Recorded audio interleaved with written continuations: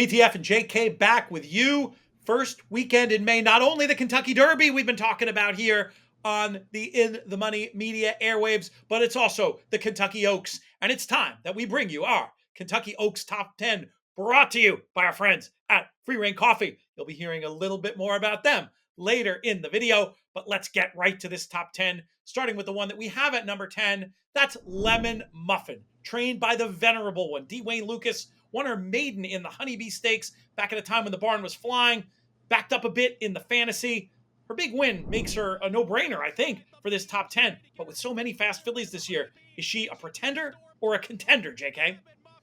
Look, maybe she deserves to be in the top 10. When I hear the number 10 as it results, as it ties to Lemon Muffin, I think she's probably going to run 10 times this year for Dwayne Lucas.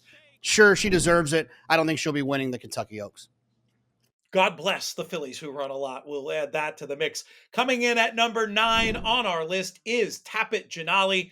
This is a horse who also took the Arkansas route to the Oaks. Solid in the money efforts in the Honeybee and in the fantasy. We're going to take a look at her running in the ladder, sticking on pretty well late after coming wide around the bend. Where do you stand with Tapet Jenallie?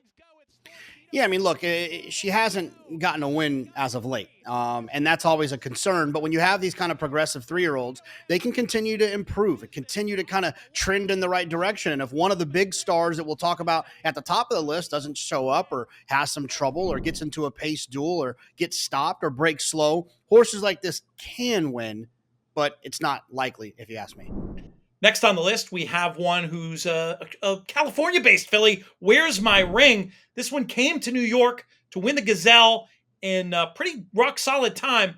One thing, though, that was her maiden win, and she was really bet very hard in the Gazelle, making me question the form of the race. However, can she step up again and become a contender in the Kentucky Oaks? I'll ask you, JK.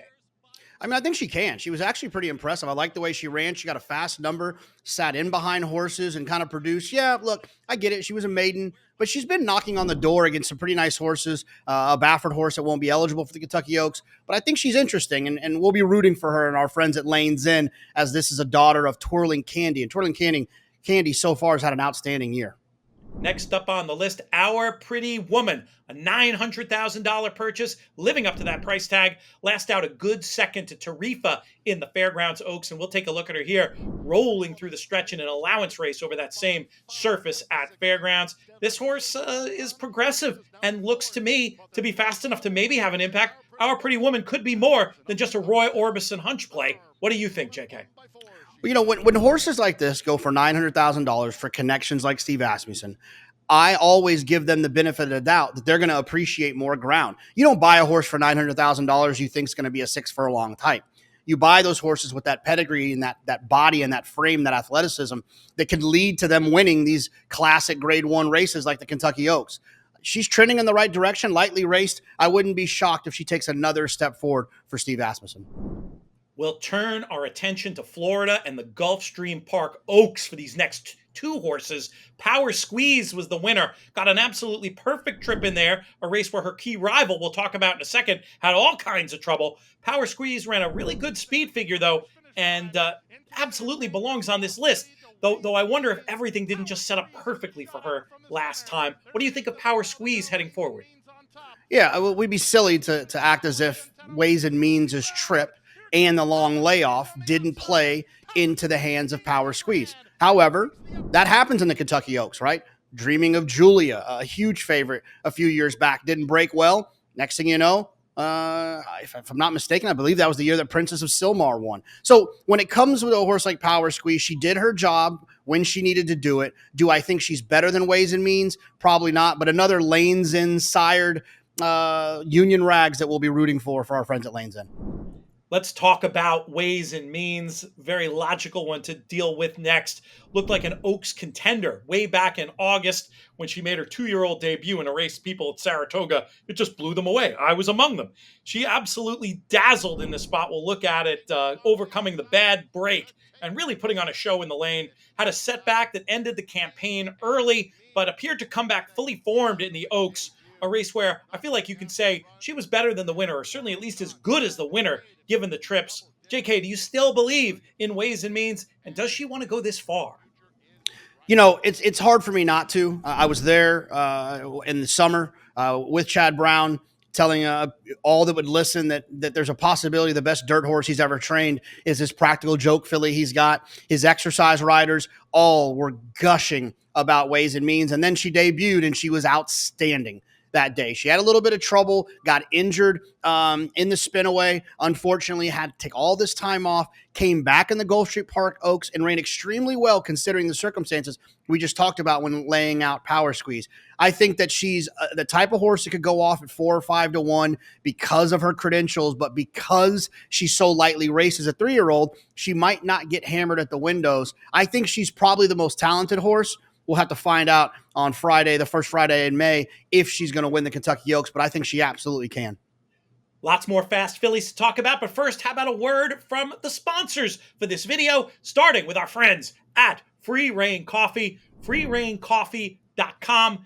Amazing product. It's been in my cup all this Triple Crown prep season. All of these videos have been fueled by Free Rein Coffee. They really help you to get up and get after it. It's a truly special product. I have a variety of the different flavors. I like them all hitting slightly different flavor type moods, whether you're looking for beans, whole, or grounds, or pods, or just cool merchandise, like the t-shirt I'm wearing in this video. Free Rein Coffee Company have you covered, and right now we've got a 20% discount site-wide. If you use that promo code MONEY20, you can take advantage of that. Check them out now, Free Rein Coffee Company. Thanks also to our friends over at Twin Spires. They've got this daily double down promo going on right now for the Keeneland meet. Opt in and hit 2 daily doubles to receive a 25% boost on all winning daily double wagers at Keeneland every Wednesday through Friday in April.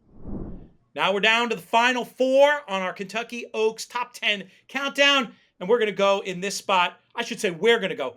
We should really be giving credit to Eric DeCoster from InTheMoneyPodcast.com, who puts together our Oaks and Derby top 10 list. Shout out Eric for all the fine work he does. At number 4, he has $1 Million Baby Leslie's Rose. This filly I got to see in person. Very impressive in the Ashland, making up for that odds-on defeat in the Devona Dale. She really looked like a totally different animal the last day, and I think has to be considered a major contender at this point, doesn't she, Jonathan? No, absolutely. She's had 3 fast races. I think she had an excuse in the Devona Dale, maybe the one turn, maybe it was just a little shorter than she actually wants. She's an into mischief out of an Irish bred mare. So I think maybe just a little bit further might be better for her. And who better to have in her corner than Todd Pletcher, who I think does an outstanding job in 2-turn dirt routes, getting horses to continue to improve, especially 3-year-olds. Clocking in at number 3 on the list is the form horse in this group. That's your 2-year-old champion, your Breeders' Cup Juvenile Fillies champion. Just FYI, she suffered her first defeat in the Ashland, but in the process, she did something she's never done before, which is to run a really fast speed figure. Can she potentially step it up again, second time off the layoff, and confirm the quality that made her a champion at 2? I'm really interested in Just FYI. This feels very Bill Modish, right? Horse has this nice 2-year-old year, goes off to be a 2-year-old champion, gets the winter off, shows back up in her prep race, give her one prep race leading her into the Kentucky Oaks, and it's a good second. That next step forward for her could be the one that gets the lilies draped over her back. I think Just FYI deserves to be in this spot and potentially higher. Number 2 on the list is Thorpedo Anna. Made a return to the races, a winning one in the fantasy, drawing off to win in good time. Compared to some of these others, a relatively modest buy, a $40,000 purchase. She's certainly fast. Is she classy enough to prevail in a race like the Oaks? Well, her sire's name has always driven me crazy, right? Fast Anna, and he is a sire, so you understand why that's so confusing. It's made to just throw people like Pete and I off where we say he and she. It can be very confusing. The pedigree doesn't make you feel like she's going to appreciate more ground. The fact that she was $40,000 doesn't make you feel like she's going to appreciate more ground. But she did run well enough at Oaklawn in the fantasy. I mean, she's interesting. I probably would need to know a lot more about her working really well in the morning to get excited about betting her in the Kentucky Oaks. But I think she deserves definitely to be in the top 3. we're going to have coverage of the morning's Kentucky Derby week right here on our YouTube channel. We encourage folks to subscribe and click that notification bell so you never miss one of our videos about this year's Kentucky Derby and Kentucky Oaks. Also want to encourage folks to leave a comment. We'll do a comment contest. I know we're a little bit backed up. We got to show some winners. We'll be doing that in some videos we have coming down the pike, but let's do one here. Who do you think should be number one on this Oaks list and why? Put that in the comments and we will feature you on a future video. For us, number one on this list, Tarifa, 4 or 5 lifetime, has run some really fast figures and beaten some tough fillies, including our Pretty Woman, who we talked about earlier on this list. On the bloodlines, Tarifa is supposed to continue to improve with age and distance. She, to me, looks like a legit Oaks favorite at this point, Jonathan, but I ask you the key question. Is she the one to bet? Well, I mean, look, she definitely deserves to be number one, I think, right? Off of her back-to-back wins down at the fairgrounds in the Rachel Alexandra and the Fairgrounds Oaks. She's forward, she's fast, she's a Bernardini. She's got all the things kind of pointing in that direction of a horse that can win the Kentucky Oaks, and she's got Brad Cox. When Brad Cox has a horse who's forward on the dirt, you always kind of have that sense of comfort that he's not going to get in the way of what that weapon is. Very similar to what we see with trainers like Bob Baffert and even Todd Pletcher. When they have a horse with speed, they utilize that speed as a weapon. I think Tarifa has that, and I'm excited to see how she runs. I still think Just FYI is more interesting from a betting proposition, but I would not let a horse like Tarifa beat me in any multi-race wagers. Good stuff, JK. Appreciate you. We're going to have a lot more on the In the Money YouTube channel covering both the Oaks and the Derby. Leave us a comment. Don't forget to subscribe and click that notifications bell. We're going to be back before you know it. For JK, I'm PTF. Thanks so much to our friends at Free Rein Coffee. May you win all your photos.